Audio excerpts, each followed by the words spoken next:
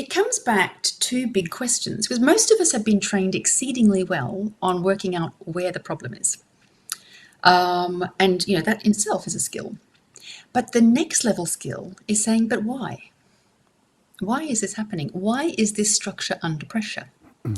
And the next question after that is, well, how is this person using themselves? So it starts a different thought process, beyond diagnosis.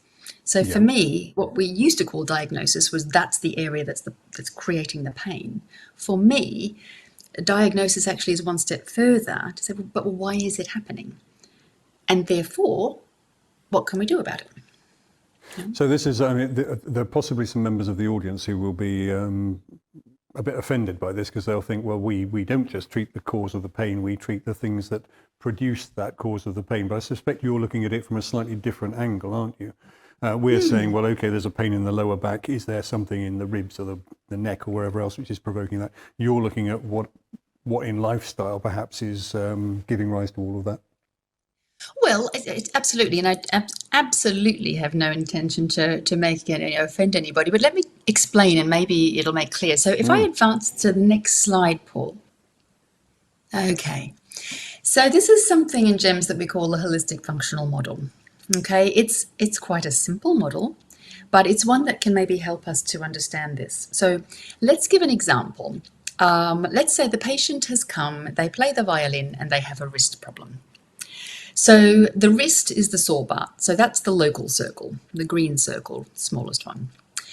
So great, I know where the problem is, and I can see that those joints are very sore, or the soft tissues are very sore.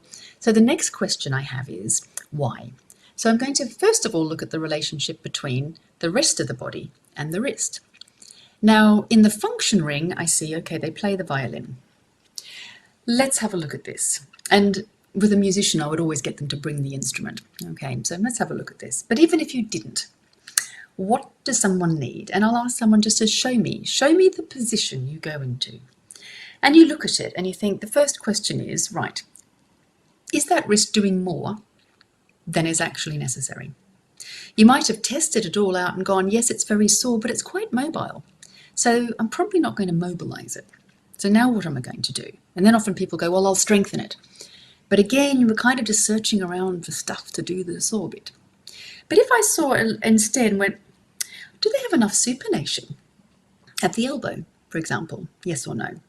And if they don't, does that mean that I then have to use more in my wrist to be able to get my fingers to the strings?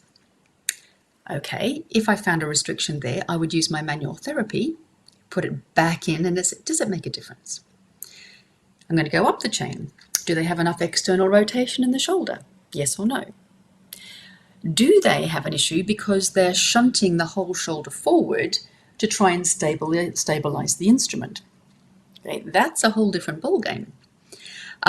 So it could be as simple as something in the environment ring, which is having a higher chin rest, or it could be that the person doesn't have enough global stability to be able to support that upper limb. Now I've seen this even in someone very, very elite, and a huge belief that they had to really fix that chin down to keep that violin stable.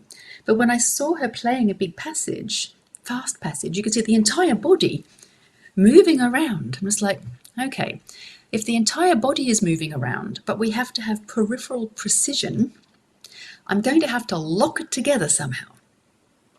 So the unfortunate thing then becomes that I've locked it together, compromised my wrist position, increased the tension, and for a while I can play better until the pain becomes a really big problem. So it could have been a real global control issue that I need to look at. So we've still gone, I've identified, that was important. You needed to know, has it come from the neck, for example? Is it a neural thing? And that's again where we use our manual therapy to either restore those interfaces or do whatever we need to do. But then we want to know, well, how can we stop this coming back? Because that person usually gets told they have an overuse injury. And then everyone says, oh, well, you have to play this amount, so we'll just do this treatment to keep you going, limping through the rest of your career. And that happens a lot. Good. So we've briefly talked about the local, the global, the functional, and the environmental. And only, I mean, there are so many factors. So some of you work with musicians, you'll say, but what about this and this and this?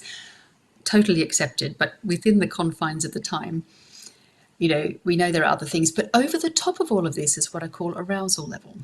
So we have things like their autonomic state, their emotions, their understanding, their self-efficacy, and their beliefs.